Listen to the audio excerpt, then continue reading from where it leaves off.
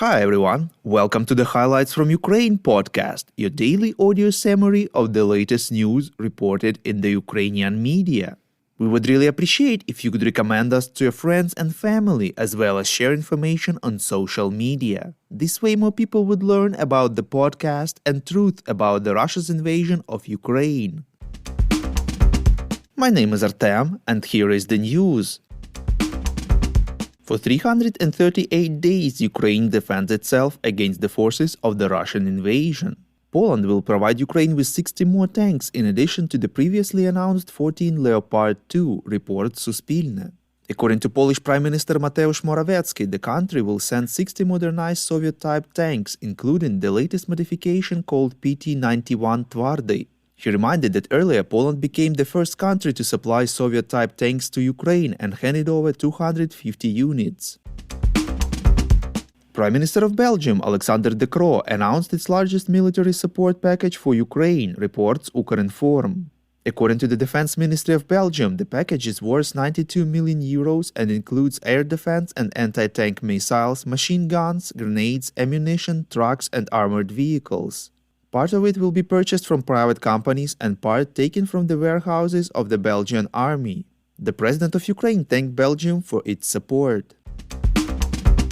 German Defense Minister Boris Pistorius said that deliveries of Western-type fighter jets to Ukraine are ruled out, reports Interfax Ukraine. The minister said that fighter jets are much more sophisticated than other types of weapons, even tanks. He warned against handing them over to Ukraine. Earlier this week, Politica said, citing sources, that representatives of Western countries are discussing the possibility of transferring fighter jets to Ukraine.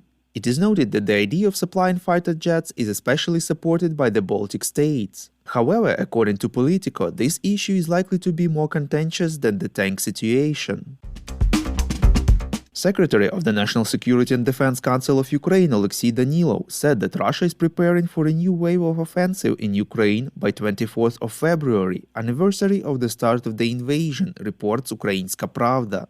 According to him, Russia is scouting the defense capabilities of Ukraine's armed forces in the Zaporizhia direction. Danilov said that it is difficult to predict the time when the war will end, but warned that victory will not come quickly. He stressed that there is a difficult period ahead that will last for about 3 months. In his evening video address, President of Ukraine Volodymyr Zelensky announced a marathon of honesty that Ukraine is launching against attempts by the leadership of international Olympic structures to pull representatives of a terrorist state into world sport. He said one cannot help but be disappointed by recent statements by current head of the International Olympic Committee Thomas Bach, in which he said that the committee would consider the possibility of Russian and Belarusian athletes participating in international competitions as neutral athletes. As Zelensky said, he repeatedly spoke with Bach, but he never heard how he intends to protect sports from war propaganda if he returns Russian athletes to international competitions. The president reminded how often tyrannies try to use sport for their ideological interests.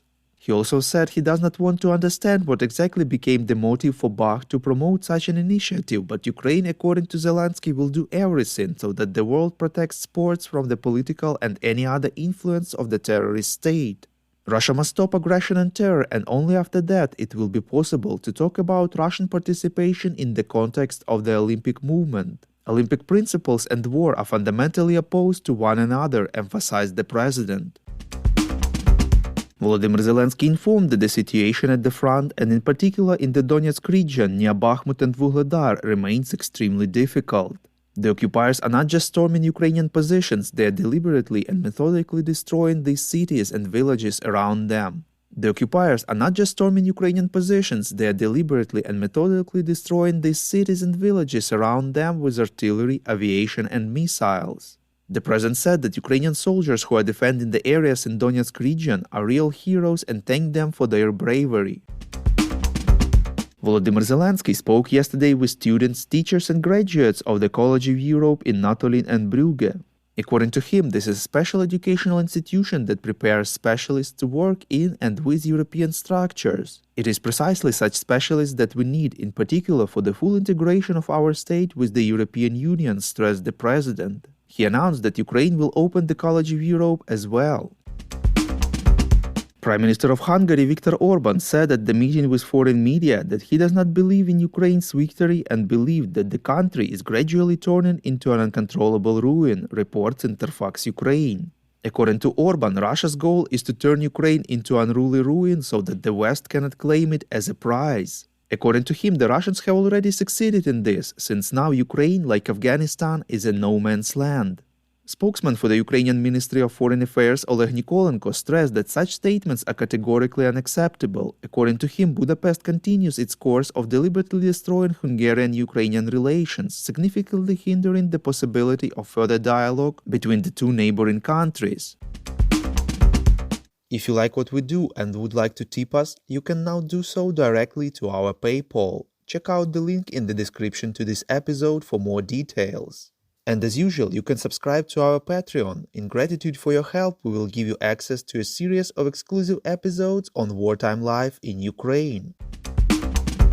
We call on you to demand from governments of your countries to impose the toughest sanctions possible on Russia and its citizens to stop their invasion of Ukraine.